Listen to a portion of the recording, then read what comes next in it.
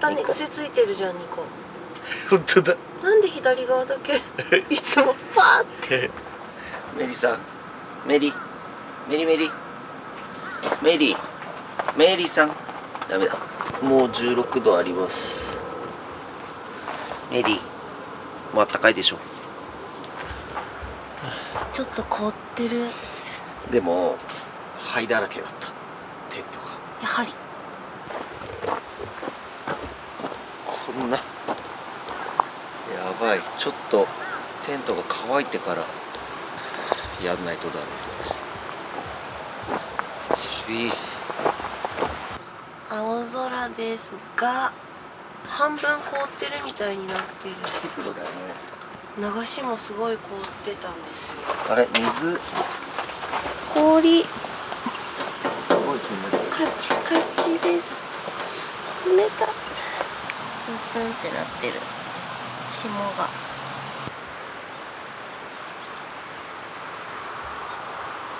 ニコちゃん、ほらほら、こうやってやると左目が隠れちゃう。これなんでそうやってパサパサしちゃうのか。あれこれあれあれ、ここちょっとだけ良くなった。ご飯作ってこっかな。ご飯作ってこっかな。ご飯作ってこっかな。ご飯作ってこっかな。食べよう食べよう。パスタみたいなやつ。そうそうそう。ここのさ、薪ストの上で温めるか火つけちゃうか、どっちがいいと思う？ああ、どっちでもいいよ。まあここでテーブルもあるけど、せっかくつけたからこれで温まりたいよね。うん。じゃあここにやかんをここに置いちゃおうか。おーい。やかん、もうやかん。やかん持ってきて。はい。今日のご飯はさつまいも仕立ての3本です。それではみんなまた来週。今日は何の定食にします？さつまいもペースト定食でいいですか？さつまいも定食にします。はい、さつまいも定食できたよ。煮た。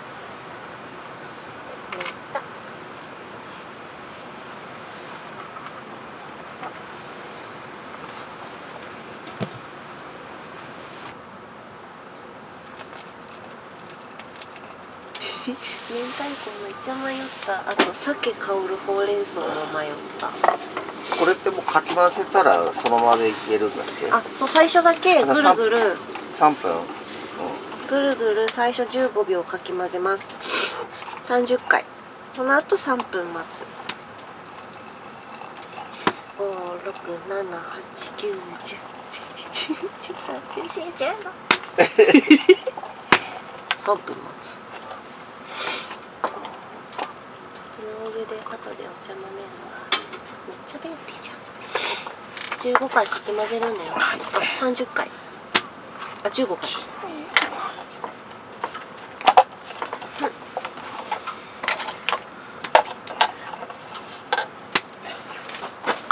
いただきます。いただきます。昨日の最低気温マイナス5度でした。あ、どっちも当たらなかった。やっぱそこまでいったか。4.9 だったかな。マイナス 4.9。予報より1度ぐらい寒いね。寒かったもんね。うん、車もね。冷え冷えだった。もうちょっとだったな。食べてればふやけるか。最初の何本かは硬いじゃないか。これさ、カロリーさ低めなのにさ、美味しいっていう奇跡のパスタスープだよね。低めっつっても170カロリーとかあるよ。カップラーメンよりよくない？うん。まあでも春雨スープの方がもうちょっと低いけど。熱い。うまい。終始すっぴんでごめんなさいのハルピン。タロちゃんもすっぴんだから。うん。常にね。いいよね、すっぴんで濃い人って。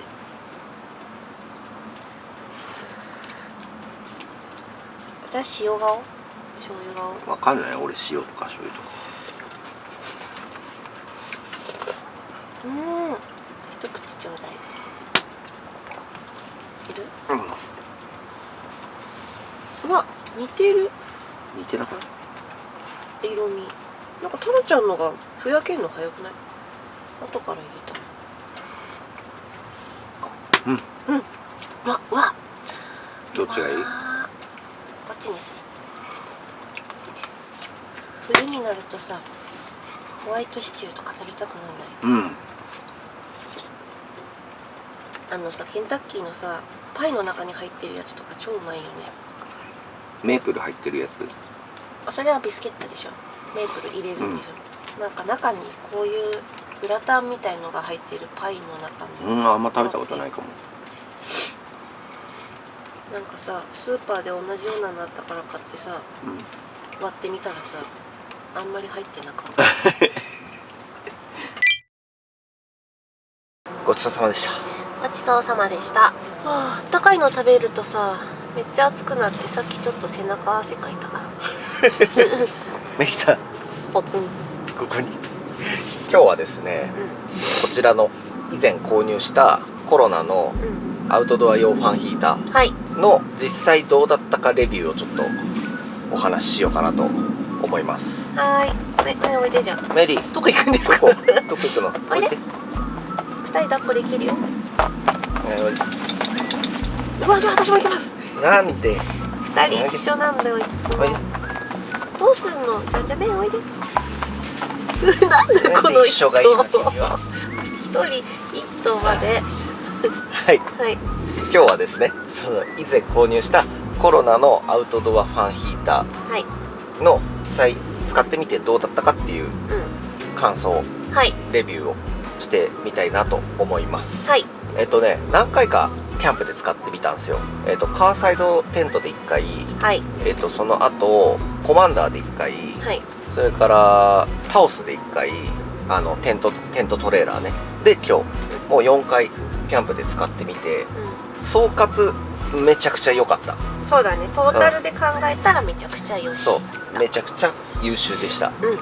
で今もついてるんだけど、まず良かったポイント、いくつかお伝えしたいなと思うんですけど、良かったポイント1、燃費がめちゃくちゃいい。灯油のタンクの容量が 3.5 リットルぐらいだったと思うんですよ。なんだけどうちで使ってたストーブアルパカとかパセコだとだいたい1泊2日で1回は給油するんだよね、毎回してたよね、なんだけどこの人今のところ満タンで持ってきたら1泊2日でなくなったことない。ないね。これがもう今あとちょっともう今なくなるかなぐらいなんですけど、今日もね実は満タン入ってなかったんですよ。タンク8割ぐらいの状態で持ってきて、今ね昨日のもう午後3時からつけて寝てる間切ってたから、あれなんだけどトータルでもう10時間ぐらい運転してます。だから満タン入れてたら13、14時間持つんじゃないかなと思うんですよ。であとは温度設定が今20度になってるんだけど、この部屋の気温が20度に達したら勝手に止まったりとか勝手に弱くなったり、勝手に省エネモードになるんで、より燃費が良くなるっていうね、だからもうずっとこうマックスでつけてなくても調整してくれるっていうポイントがありました。調整してくれるっていう部分ではすごいいいかなと思っております。今ここにこう入るサイズ感めっちゃいいよね。アルパカストーブとほぼ変わらない感じで持ってこれるんですごい便利だなと思ってます。スペースを取らない。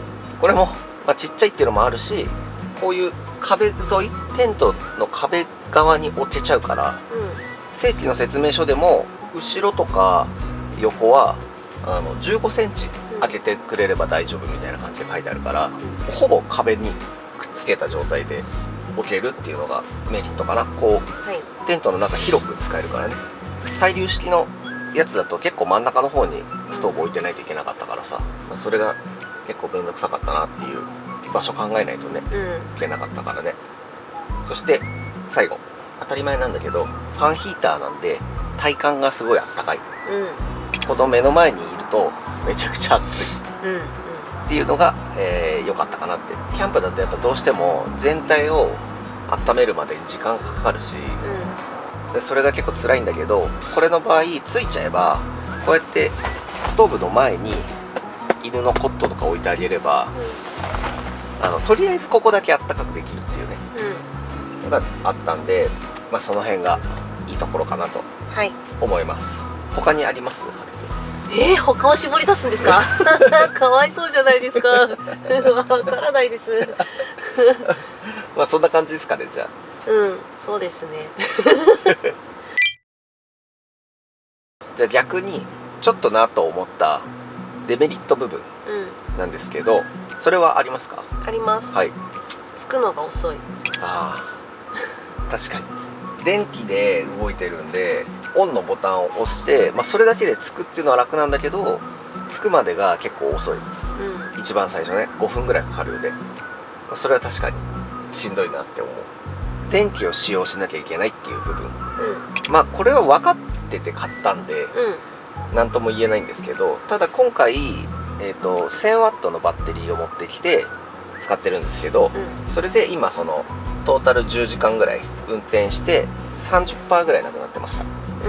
でもそう考えると全然使ってない方かなっていう、寝る時消すとしたらバッテリーの電源も落としておかないと寝てる間に減っちゃうから、そういうちょっと気遣いが必要かなっていう部分で一応デメリットに入れておいたんだけど、電気がないとつかないっていうね、電気がなくなっちゃったら灯油があっても使えないっていうのがちょっと大変かなとは思う。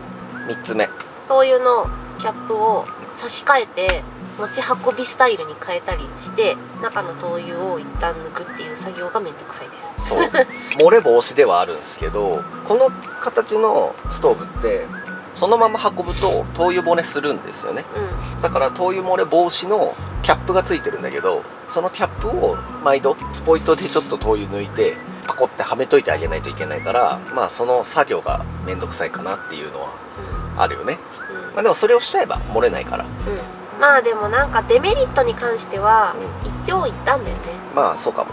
良かれと思ってついてたり、そうだね、これだからこそそうなってたりっていう感じだから、そうですね、どっちがいいとも言えない、その灯油ストーブと比べた時に。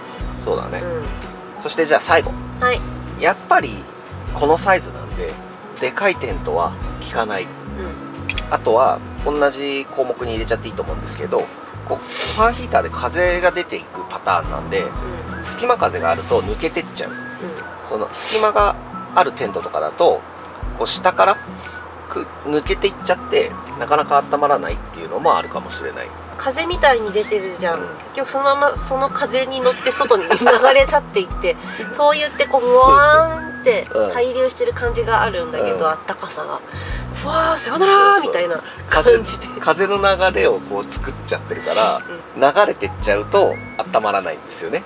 出てっちゃってるっていう感じ、っていうのを一番最初のカーサイドテントで体験したんですよ。そうだね、確かにカーサイド試したし、普通の土間も試して、あとこのインナーでも試してるから、それぞれのテントで使用してみて効かなかったのはカーサイドだったかなっていう、なので、まとめていくと、この今のねインナーの広さぐらいならもう全然暑いぐらいになるんだよ、結構大きいテントで使う場合もフルフロアのテント、もう全体がインナーみたいになってるテントだと強いかもしれない、効きやすいかもしれない、ただツールームテントとか土間があるパターンのやつは、その土間側冷気があったりするじゃん、外の、そういう場所ででかいテントだと効かないんじゃないかなって思う。1台だと多分しんどい、今回もこの一応ツールームなんですよ、で向こう側は薪ストーブ使ってたんですけど、薪スト使わないでいるとこっちのインナーはめちゃくちゃあったかいけど、土間はやっぱ寒いよねっていうのがあったりしたんだけど、コマンダーで使った時、ちっちゃめのねうちのドームテントなんですけど、あれは結構効いたんだよね。効きました、でもね多分それはちっちゃいからだと思う。あと結構スカートも密閉率が高いやつなんで、夏だともう暑くなっちゃうやつだから、ちょっとその外気温に差は多々ありますが、確かに、あとはトレーラーテントで使った時も、暑いぐらい効きました、それはもうやっぱり地面と天井とか全部囲われてるテントだったから、そういう場合は聞きやすいのかなっていうふうに思ったよね。はいはい、まあ以上そんな感じなんですけど、4回ちょっとキャンプで使ってみてどうかっていうのをね、ちょっとお話ししてみました。まあトータルすごい良かった、重宝しております。めっちゃ良かった。デメリットを踏まえた上で使えばめちゃくちゃいいんじゃないかなと思います。だから本当ファミリーテント全体をこれ1台でやろうって考えるとちょっとしんどい部分はあるかもしれないですよね。インナーだけとか寝る部屋だけみたいな風に考えるならありかなって。はい、結構その今インナーに2個メリだけ置いて、自分たちは土間の方でとかやってた時も石油ストーブを置いといてってやるよりも安心感はやっぱりありました。そうだね、もうここ暑い場所がないから、まあこう風出てるとこ暑いけど、あとは全部どこ触ってもやけどしないからさ。そう、もしなんか倒れてきちゃってもここ以外だったら、火事になるの大丈夫かなとかやけどしないかなとか、もろもろ思う心配がちょっと半減するかなっていう感じはします。そのパセコやアルパカを使ってワンちゃんとキャンプするっていう時より心配がちょっとだけ減ったかなっていう感じです。ということで僕らが使ってるコロナストーブ、ちょっとこの冬は活躍してくれそうなので、しかも静かだなって思いました。結構まあ風出てる割には静かだよね。一応ね、概要欄にリンク貼ってますので、僕らは楽天で買いましたけど、結構なんか前に最初ご紹介した時にもうなかったっていう声をいただいたんですけど、なんかまた復活してたらいいね。復活してたら私はおすすめだと思います。あと色可愛いんで、このグリーンっていう、アウトドアカラーになっててね、濃すぎない感じです。今回はちょっとそんな感じで動画を作ってみました。ありがとうございます。ありがとうございます。では撤収していきたいと思います。もう帰りか。早くないねもう帰るって。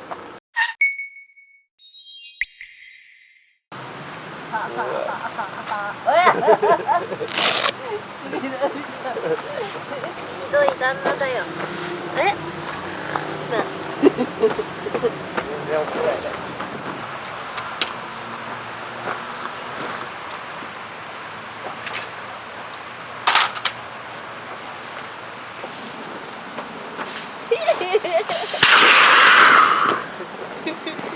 余裕？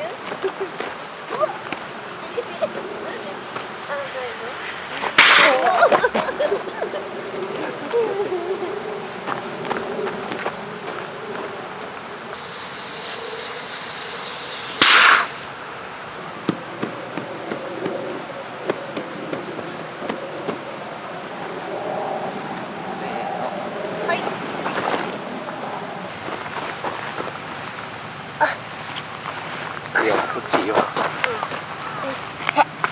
か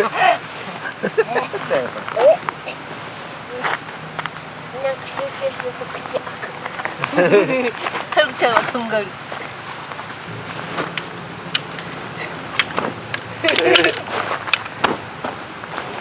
てトントンしてた。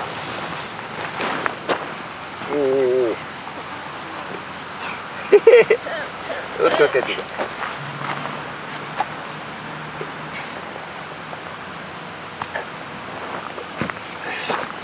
割れないように。やばい、どこに隠すんですか。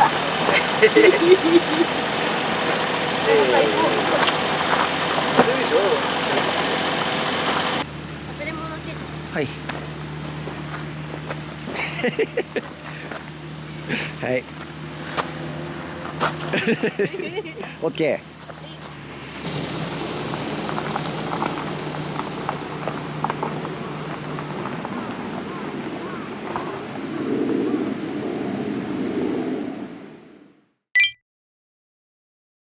お疲れ様です。出てきました。無事に冬キャンプ終わりました。はい。ゆっくりしてきましたね。いや、めっちゃゆっくりしましたよ。この前の動画で出てると思うんですけど、その半おこスタイル、半分おこもりみたいな、薪ストーブ使って焚き火の代わりに前室で薪ストを楽しむっていう、そのスタイルが結構楽しくて、めっちゃゆっくり酒飲んでました。本当にうんあったかいからなんかくつろげちゃったよね、半おこスタイル。